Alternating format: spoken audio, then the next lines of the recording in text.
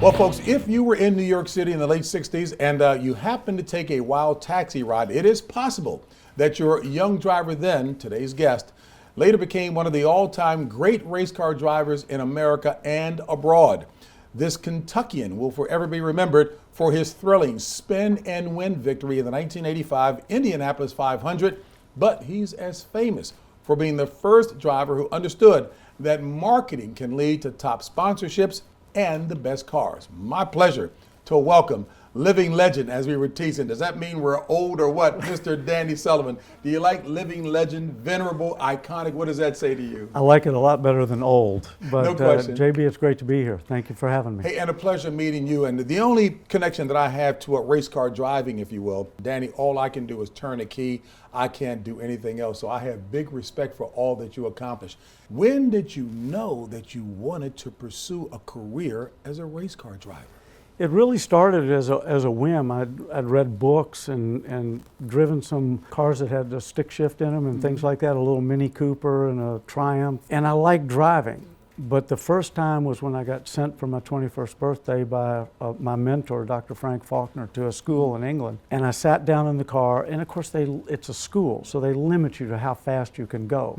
And I drove around and I thought, this is it. This is everything I've ever wanted to do in life. Seems to me there were some early experiences with the parents' car. I mean, kind of take us through that and whether or not that percolated with you then as a youngster. I always liked to drive, and my dad was pretty open about it, and we had a farm that we spent time on in Arkansas in the summertime, so I drove the pickup truck and the tractors and all that About stuff. how old were you then? 13, 14. Okay, go ahead. So, without a driver's license? But on a farm, you know, it was, hey, you had to Absolutely. drive. I drove a D9 Caterpillar back in the day, big bulldozer and so forth. But anyway, I used to sneak out the car.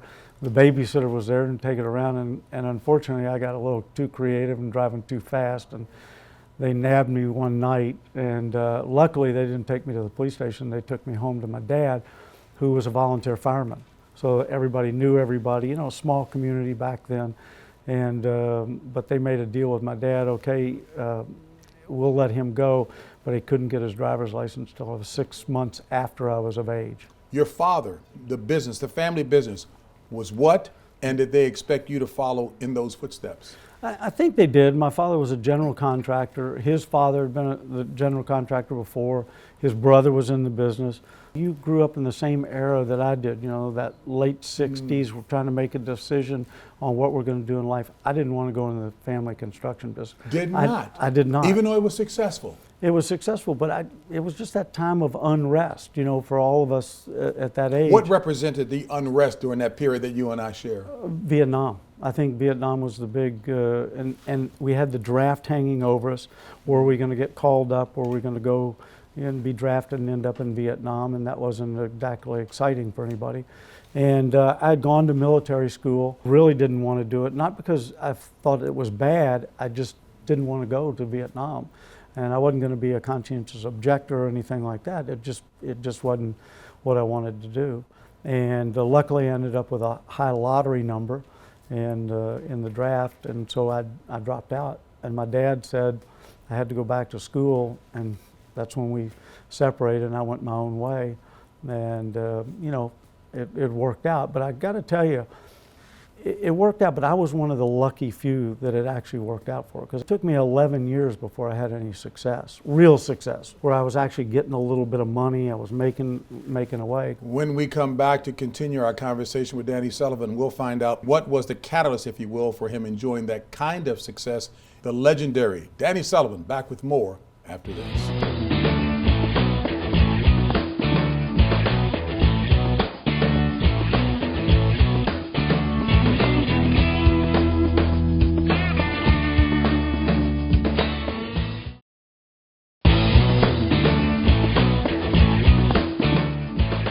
I mentioned that before Danny Sullivan started racing cars in Europe and the U.S., he actually drove a taxi in New York. I want to hear more about that.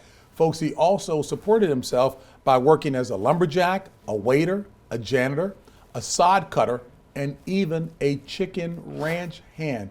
What did that period reflect about where you were attitudinally?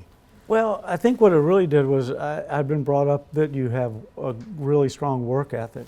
And we had been driving an old car back up to New York and ran out of money. And we were in Lawrenceville, New Jersey, getting something to eat. I looked at my buddy and I said, we're broke. We can't put the money in the car. So we went around and found a job.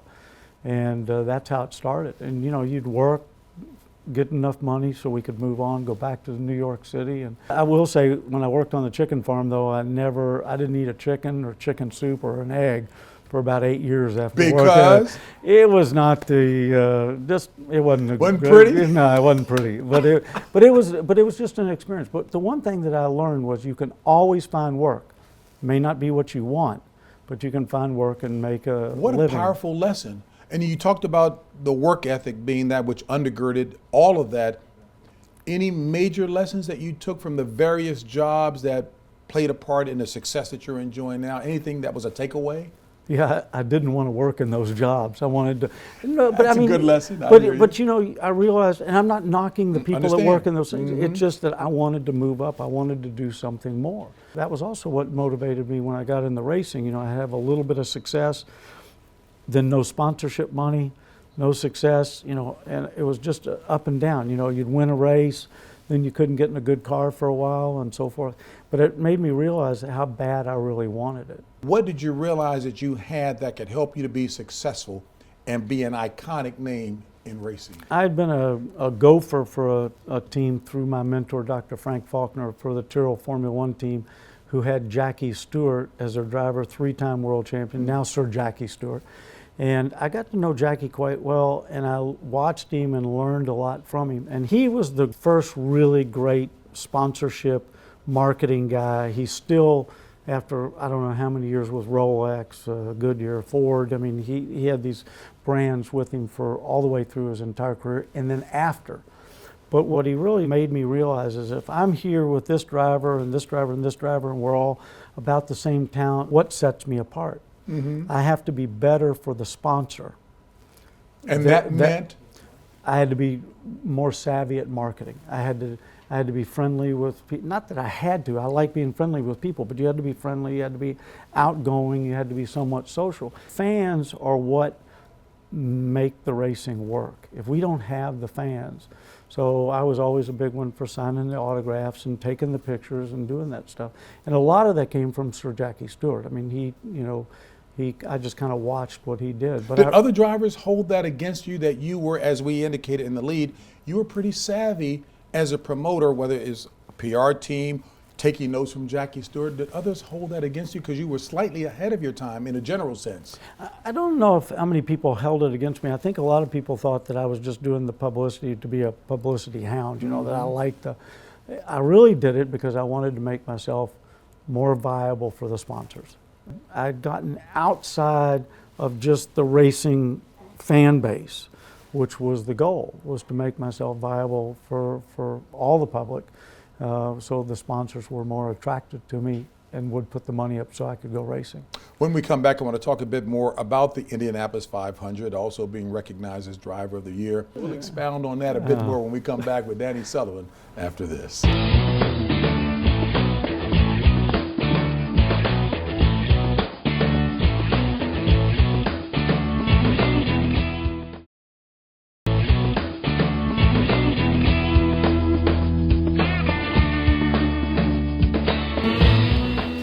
One of the most iconic images in car racing history is Danny Sullivan's 400-degree spin out on lap 120 of the 1985 Indy 500. Check this out, folks. While going 220 miles per hour with another car riding on his car's rear end. Now, he has recalled, quote, "I'm spinning and throwing my lead away, assuming I'm going to hit the wall and my race is done. It was just anger I felt, not fear." Now, that is an interesting attitude. Take us back through that. It was Mario Andretti that I was passing, and I'd just gotten in the lead of the Indianapolis 500, my first time leading the race, and I spun the car. I lost it. I can go through all the technical, but it just, when it came off the apron onto the track, it just started to move around a little bit, and there's no real downforce on the cars because you're trying to go so fast down the straightaway. And so there's a minimal, and it just started to spin like a top, and I was like, I can't say on there what I was thinking, and then spun, the smoke cleared, and I was facing the right direction. I was facing turn 2 sweeps, and I thought, take your foot off the brake. I'm still in this, and Mario luckily missed me. I mean, he was obviously very skillful world champion himself, and got it back going and came back some laps later and passed him in the same spot. I can watch the footage and I still get goosebumps from watching it. And you've seen it a million times. So Danny, as a layperson, you're hinting at a lot of the nomenclature, the vernacular, if you will, that's so unique to racing. Right. And all of this that happened, I'm sure, in the span of that amount of time. Talk about the skill set that you brought to the table that separated drivers, you in particular, at that level versus us lay people driving. Well, I'd love to say this was all skill on that spin, but it was really, there's a lot of luck involved and all this stuff. But I also had to have a cool enough head to say, wait a minute, I'm facing the right direction. Take your foot off the brakes. And it's playing in my mind, even though it was a millisecond decision, it's playing in my mind the way it was right there. And look, you were, a great basketball player. You're looking down court, you're seeing stuff, you're seeing a player come in from the side. You have a vision of what's going on, not just on the court, but kind of in the overall game. And the same thing when you drive the car, it's that vision and that calmness of going 220 or faster speeds. Are race car drivers athletes in the same sense that we think about those out on the ball field or the ball court? Definitely athletes. Take the Indianapolis 500. I had one of the fastest Indy 500s when I won it. They've done it faster now, but it was still 3 hours and 40 minutes. There's no break. There's no timeout. There's no halftime. You make a mistake, there's not a 5-yard penalty. 100% focused. The cars, very physical to drive. You're inside 5 layers of suit that's fire retardant and so forth like that. Sometimes it's 130 degrees inside there, but your focus and your concentration and the strength that it takes to drive one of these things physically. It's not like a bench press type of a strength, but it's an isometric type of a strength, but it never stops. Lest the viewers think I forgot to talk about some of the life lessons that you learn, we will come back and touch on that as we head down the last couple of segments. Or not quite the straightaway, but almost there. Danny will let me know whether or not that worked. Back with Danny Sullivan after this.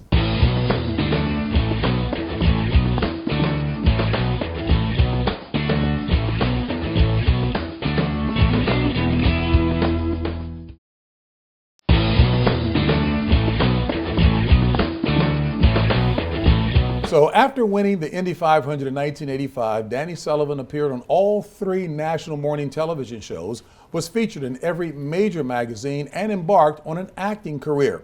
Roger Penske said, quote, even more than Danny Sullivan's win at the Indianapolis 500 or the kart championship he won with us in 1988, he changed the way people look at race car drivers and racing as a whole.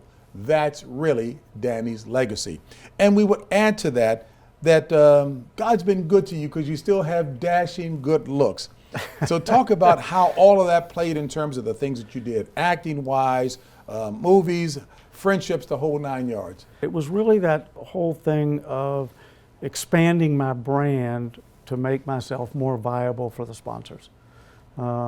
It sounds kind of mercenary, but that's really what it was about. Now don't misunderstand me, doing Miami Vice or All My Children or some of that was really fun. I did a movie with Willie Nelson and Chris Christopherson. I mean, those were really fun. But as my sister said, don't give up your day job. But it expanded the brand. If I get people now that'll come up to the crowd and say, oh, we love the win at Indianapolis, or they come up and say, we loved you on Miami Vice. They might say they hated me, but they say, so they know it from that. So it continued your brand.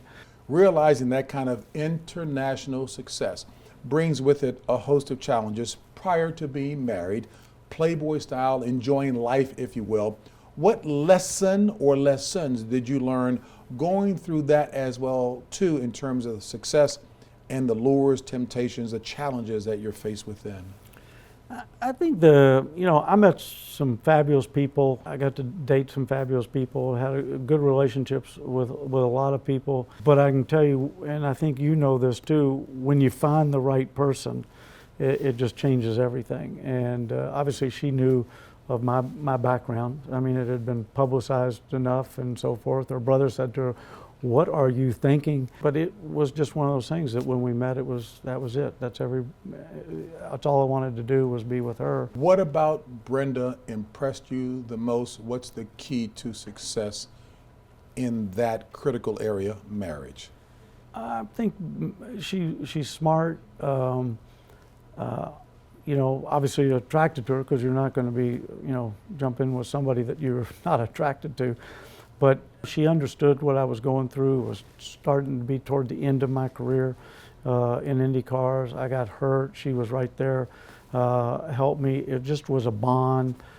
She accepted who I was, my past. I hate to use the word soulmate, but we were just really good friends, and it just morphed from there and we were still together. A key message also to pass along to some of the folks out there who are watching. What do you mean by relationships being so very important? When you've had a career and there was a lot of glamour to it and a lot of exposure, a lot of doors being open, when the real world kind of comes back into play and you're trying to do it, you realize just how important all the people around you are. Finding a meaningful next coming off of the unbelievable highs of a career that you had at the Ultimate internationally. How difficult was it finding that next? What are you doing now? I think it's very difficult for an athlete in general because you've put so much into your career, into your life. You're so focused like this. You don't know anything other than what you've been doing, the racing. It's all consuming. And I think all professional sports are that way. I do drive some historic cars, but it's not the same thing. It's not at the same level. It's enjoyable, but it's not the same level. So you have to try to develop some other interest, if you like, as you go along. Danny Sullivan, who is a broadcaster, mentor, businessman, and steward for Grand Prix events, continues to promote race car driving. So clearly you're still intimately, meaningfully involved in that which was your passion. I shared with you the story about Bill Bradley, who was a hero of mine, former congressman and presidential candidate, who saw a friend many years after college who wanted to be a trumpet player, but his family wanted him to go into the legal business. But he could tell all those years later he had the passion for that. You fulfilled yours. What was key? What life lesson can you pass on to others? I think the key is to kind of follow your dream and have the passion, but you have to do it all in. You can't do it kind of, hey, I'm partially there. I wish I'd finished and gotten an education, college education, because if I was not one of the lucky ones and had made it, I wouldn't have had anything to fall back on. And then at 30 years older, you're going to go back to college, and I almost stopped at 29, 30 years old. That's why I picked that number. But do it with a lot of integrity and follow your dream, follow your heart, but pursue it. It's easy to say. It's not very easy to do, because somebody can say, well, I'm very passionate. Well, sometimes you got to be realistic too. You might not have any skill. And we all, as you know, being a pro athlete, you question your ability almost daily or weekly. You had a bad game, you think, gosh, do I really have what it takes? The same thing for me. I had a bad race. So for me, I think I would say to parents, make sure that your kids try to get the education. I tell everybody that I did in the Red Bull Driver Search Program, the GT Academy, all those things. I tried to get them to make sure they get an education. But you have to be all in if you're going to do it. Sounds to me like in the final 30 seconds, my word, I'm asking, you've been blessed. I have been blessed. I was very, very lucky to be one of the few that made it. No question about it. Danny Sullivan, a real pleasure for me to meet you. I've been blessed myself in this arena to meet a lot of people, but it was a thrill getting to know you and to feel how genuine, transparent, and real you are. Continued success in all that you're doing. Thank you, and to you. Hey folks, I want to thank Danny Sullivan for being here today. thank him so very much for being so honest and open and sharing with you. And hopefully there were a lot of good substantive takeaways from this conversation. And guess what? We'll see you on the next edition of The James Brown Show.